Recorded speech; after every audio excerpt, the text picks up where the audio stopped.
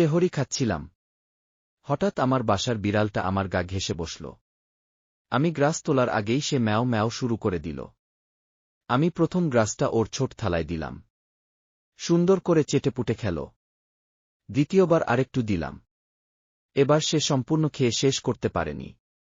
কয়েকটি দানা প্লেটের কোল ঘেঁষে পড়ে রইল। আমার খাওয়া শেষ। হাত ধুয়ে খাটের সাথে হেলান দিয়ে মেঝেতেই বসে রইলাম। কিছুক্ষণ পর দেখি কয়েকটা পিঁপড়া বিড়ালের ছাড়া বিশাল ভাতের দানা কামড়ে ধরেছে। দুটি পিঁপড়ে মিলে একটি ভাতের দানা টেনে নিয়ে যাচ্ছে। ক্ষণিকের জন্য হারিয়ে গেলাম। এই ভাতের দানাটা ওদের জন্যই বরাদ্দ ছিল।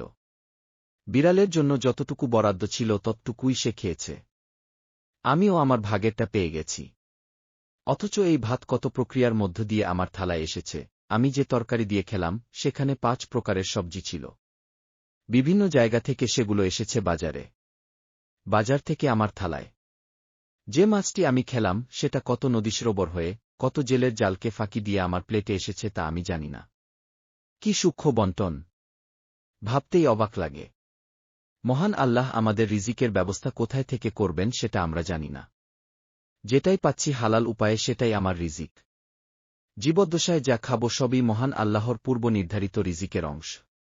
অথচ কতই না দুশ্চিন্তা করি দুবেলা খাবারের জন্য, সংগৃহীত।